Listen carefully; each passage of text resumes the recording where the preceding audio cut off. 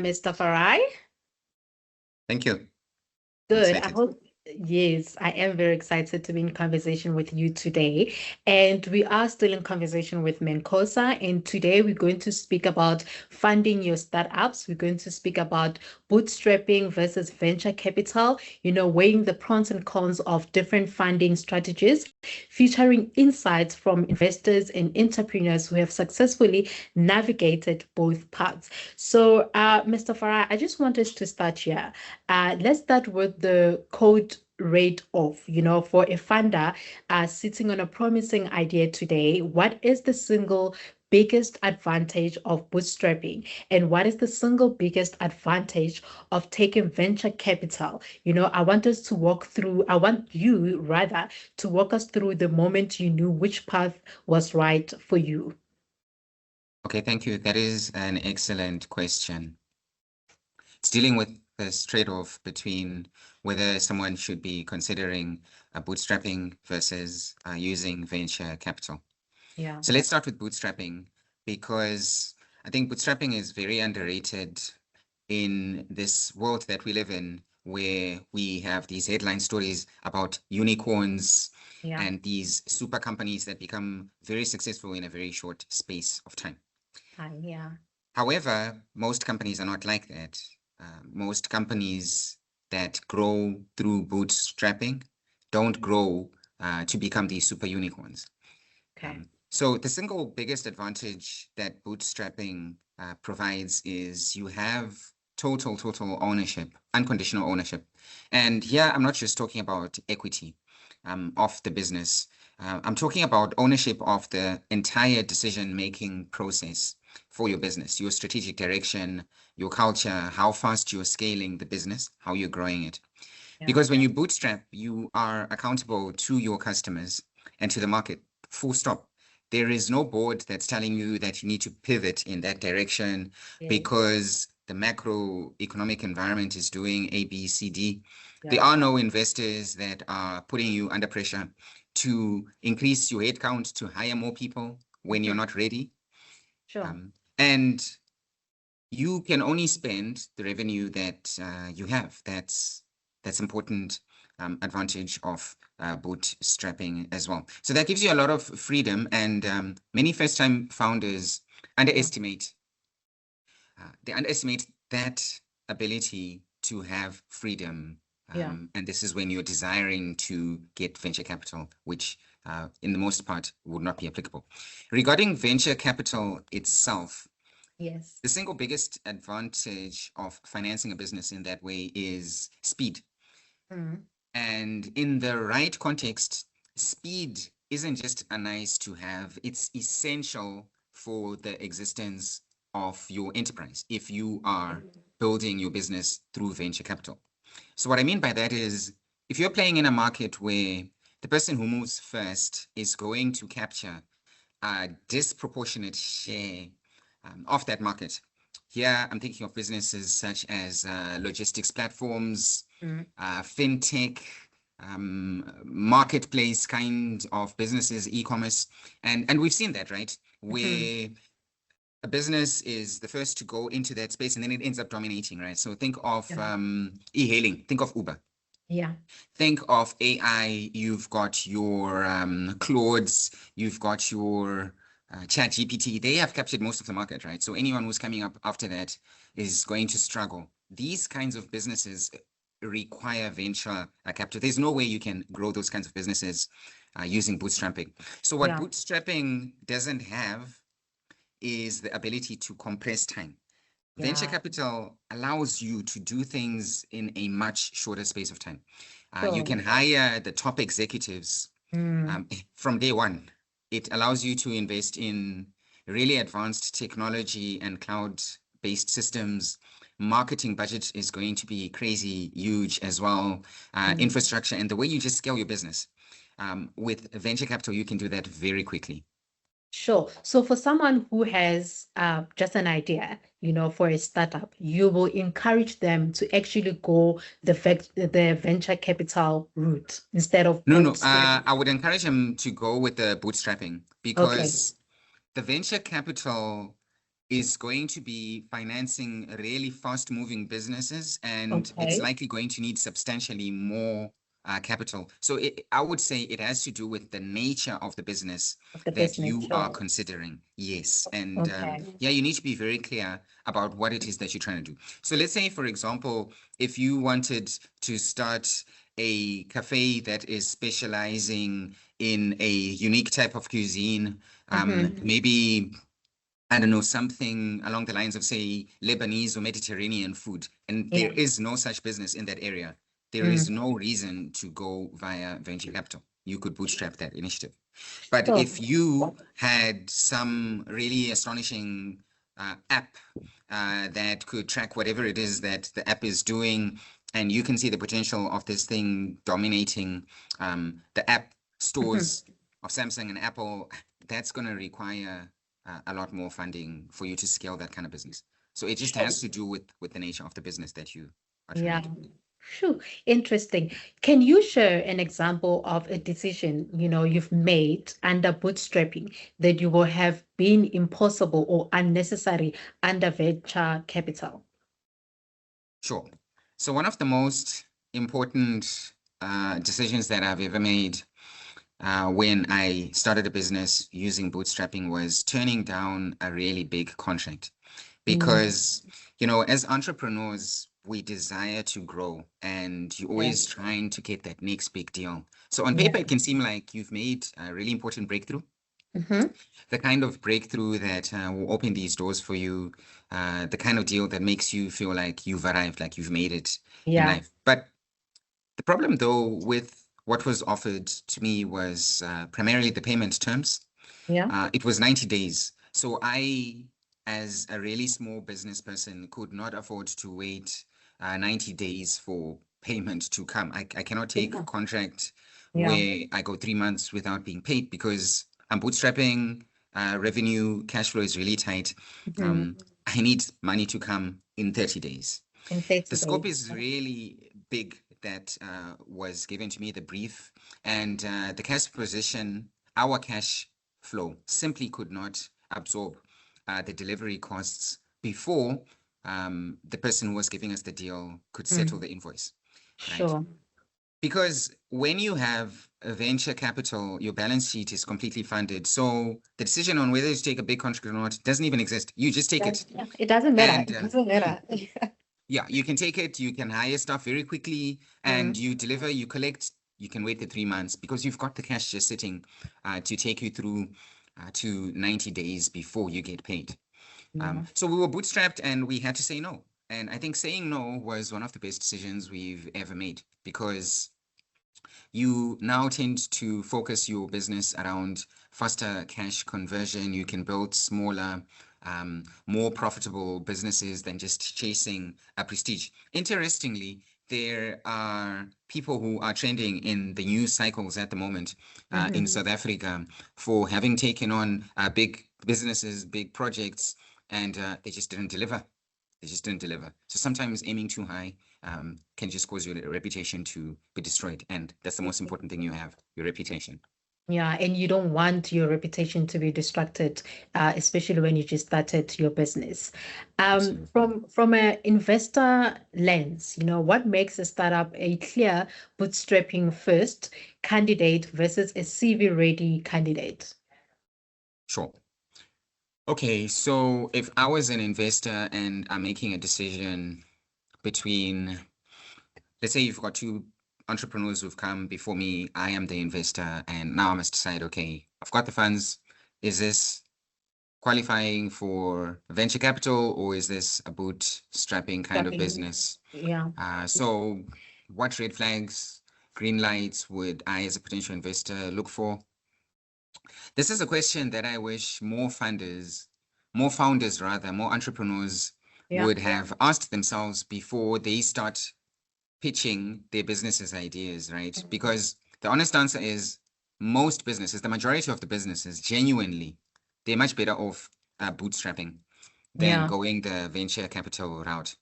Interestingly, venture capital in South Africa is a very tiny proportion of the financing of entrepreneurs, right? In comparison to Silicon Valley, in Western Europe, for example, and in the United States. South Africa, venture capital is really tiny. And you tend to find it in markets such as like Cape Town. So it's kind of like a niche way of financing a business. It's really specific and it's designed for a certain type of business. One where you've got a large, demonstrable, addressable market, right? So something which can be scaled up really quickly. And it's got the capacity to bring 10, 20 times more in terms of what was invested. There are very few businesses that can claim to be able to do that, right? Where you can promise 1000% returns.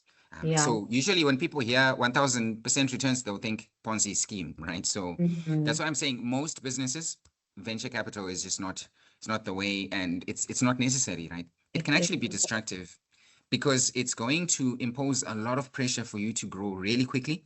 Your culture can change in a very short space of time, and you can lose your identity if you don't even know what you're doing. Yeah.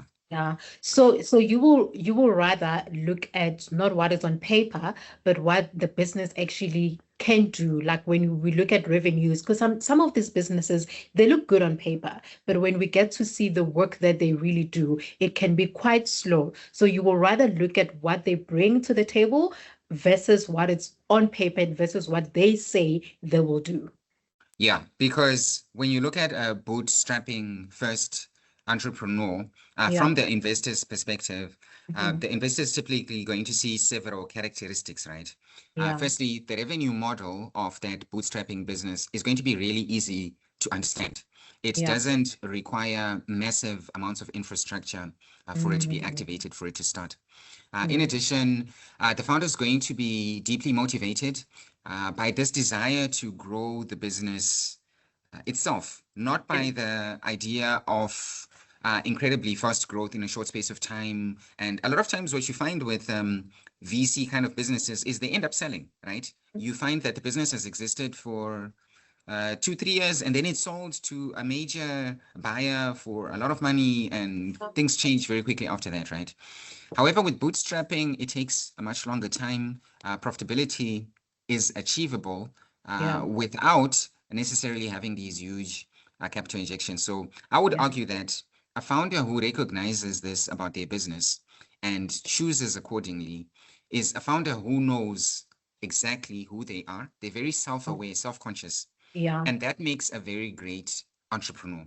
An entrepreneur who is way too ambitious gives red flags to investors. Investors, yeah, sure. So beyond money, what are some of the hidden costs of each path? Bootstrapping can mean slow growth and burnout. Venture capital can mean loss of control and misaligned timelines. I just want to get, from a personal perspective that you can disclose with us today, that how can one personally manage psychological and strategic price of chosen funding strategies? Okay, so there are hidden costs. Burnout from bootstrapping, loss of control from venture capital. And it's important that as an entrepreneur that you manage the psychological and the strategic price. So this is a conversation that rarely ever happens on stage or in podcast interviews, and it should, right? Because both of these parts, both of these parts carry psychological costs that are real, they're significant, and we rarely discuss them with honesty. You see, the hidden cost of bootstrapping is what I would call this weight of scarcity, of shortage, of constantly trying to make it. You kind of feel like you're drowning, right? So the water is like it's rising and you're sinking under. Because when you're self-funded, every single month is a financial calculation. You're constantly watching every rand. You're managing the cash conversion cycle, as in how fast are my debtors paying me every single day? I need to make sure that I've been paid by this transaction that I've done. The money has come through. Your hiring decisions, you are making them like far more clinically and well thought out because of the implications versus a business that's scaling up really quickly. They wouldn't necessarily have the same hiring practices. And over time, that pressure that you're facing, it starts to build up, it accumulates. It's dramatic, or rather, it's not dramatic in the same way that the pressure that the venture capitalist faces. So the bootstrapping pressure, it's this low-grade stress that just keeps rising, and it can really affect your creativity, your ambition, your desire to take risks. Many bootstrapped founders don't talk about this openly because there's this narrative, right? This cultural narratives that celebrates a business that has grown with very little debt, grown over time, and has made it over a number of years, but it's exhausting to grow a business in that way. It's really stressful. Sure. And what can we do to be able to have these conversations openly, without looking at being shamed, without feeling humiliated? What can we do to make sure that we can sit on podcasts like this and have open discussions about this kind of things that happen with startups? Sure. So I think it's important, even when entrepreneurs are seeking funding, even when they're seeking development, capacitation from the different bodies that are available. So here we could be talking about curriculum development in terms of you studying entrepreneurship at varsity or tertiary. I'm talking about government bodies that assist in capacitating entrepreneurs and funding different entities that fund. Yeah. I feel like we need to be much more open and realistic in terms of just selling this dream of being the successful entrepreneur. We need to provide this kind of support as well about how to deal with that stress, the pressures. They're real. Because a lot of times we're celebrating someone at the top, but we don't appreciate the suffering that it's taken to get there. Yeah, from the beginning. Yeah. Absolutely. Yeah. Sure, that's powerful. Let's talk about preparation. Not every founder comes from a finance or business background. What role can formalized education and institutions like MANCOSA play in helping entrepreneurs understanding funding models? We need to build credible financial projections. We need to avoid costly mistakes, whether they plan to bootstrap or raise a CV. Can structured learning actually replace or accelerate real-world fundraising experience? It's an excellent question, and I want to be really direct about this, right? Because I think oftentimes, the relationship between formal education and entrepreneurship success is often framed in an unnecessarily adversarial way, right? As if there's some sort of like tension between the two. As if the choice between, for example, getting an MBA or getting real world experience, and that you can only have one.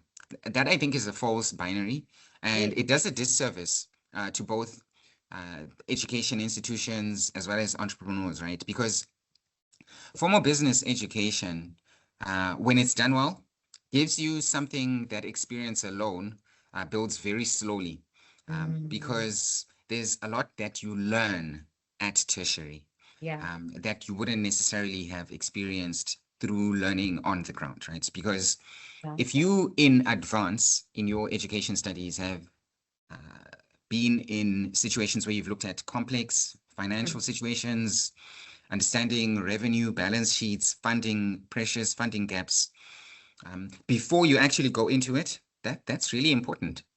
I've seen brilliant, passionate, market-savvy founders make catastrophically expensive mistakes simply because they didn't understand what some things that they could have learned in business school could have helped them with,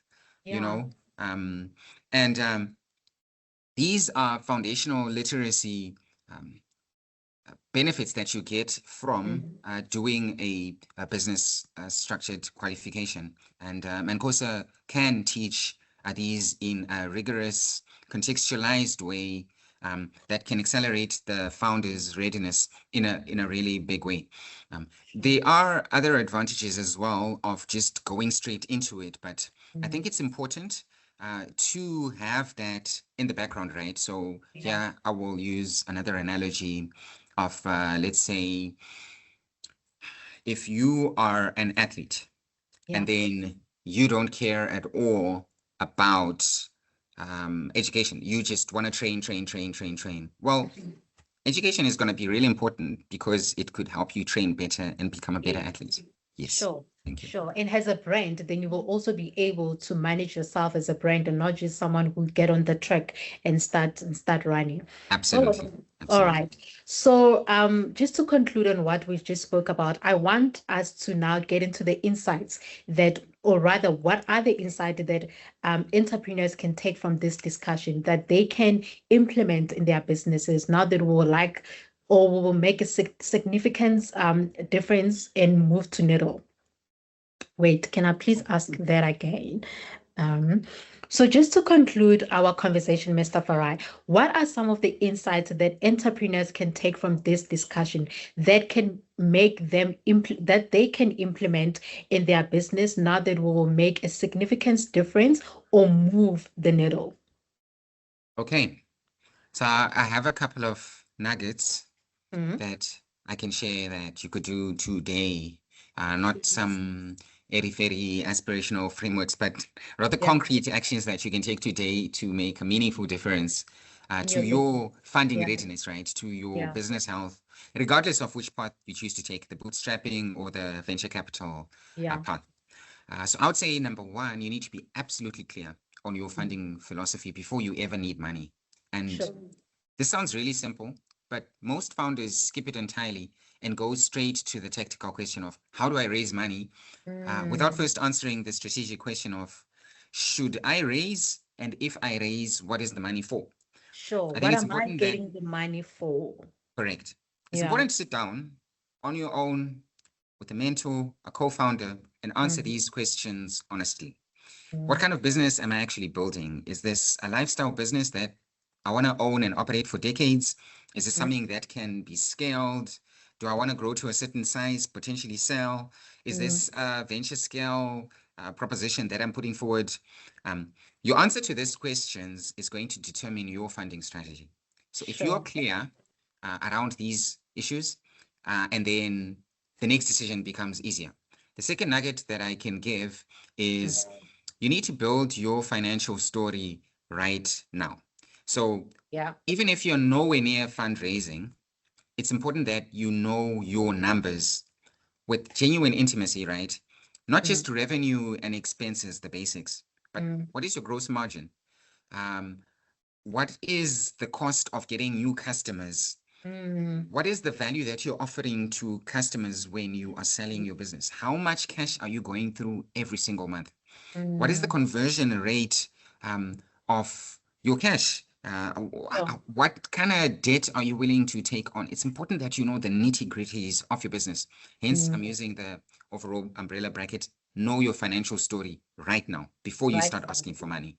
Yeah. Does it also, before you carry on, please, does it also include knowing your target market? Because I can imagine when you are looking for funding, you know, also need to know once I get this money, this is my target market. I'm going to use this funding for this particular target market. When you think about funding, do they also need to relook at what the market is it's currently looking like for them? Oh, absolutely. I think that's key because I'll give you an example Mm. of how things can go wrong Mm. if you don't get your market correctly. Sure. There is a company in South Africa that has marked down skiing boots. Sure. I'm not really sure why those boots are for sale in South Africa because we don't ski, You don't right? skill. No, Yeah. we don't. So going back to this issue of understanding your market, if you get that wrong and you are producing something, selling something which the market doesn't actually need, or maybe you've overestimated your market. There are very few products that can target kids, teens, young adults, um, people our age, as well as Mhm. people our parents' age at the same time, right? So it's important Yes. to be very conservative and specific about who exactly are you trying to sell this for. Is it a Sure. lifestyle product that you are trying to market sell? Is it like a health-oriented thing? Is it something which can make people more efficient? And then target that market efficiently. I have one more nugget, and Sure. this I think is very important because it's going to apply to both of the funding parts, right? The bootstrapping and the venture capital. Yeah. It's important to have people who can advise you. You have to build these relationships. So here I'm talking about a mentors, Yeah. because it's really tough to try and start a business. A lot of times you feel like you're on your own. There's nothing scarier than getting to the 20th, 21st of the month and not knowing if you have the ability to pay your workers, and Yeah. they're looking at that check clearing on the 25th of the month, and you Mm. don't know as the entrepreneur if you're going to make it. Or not. And yeah, you need to lean into support, it's mentorship, it's advice, people you can cry out to, in terms of them giving you ideas. Okay, what can you do now to increase your cash flow so that you're not always in that situation where you're struggling to make ends meet? How can you scale your business, etc., etc. It's important to not be an island as an entrepreneur. Yeah. Sure, that is so powerful. And thank you so much for coming through today. I hope someone who was watching this episode has enough information to take home. You know, when we look at startups, everyone can start a business. Everyone can start a business. We all have great ideas that we think are going to work when it comes to the marketplace. And I think, you know, people need to learn more about the difference between bootstrapping and venture capital, you know, and we need to educate ourselves more. And I'm so glad that we were able to even discuss, you know, or weigh in the pros and cons of different funding strategies. And for someone who wants to start a business or someone who's already in the market, they've learned quite a few things today. Thank you so much, Mr. Farai. Thank you. I appreciate this. Thank you very much.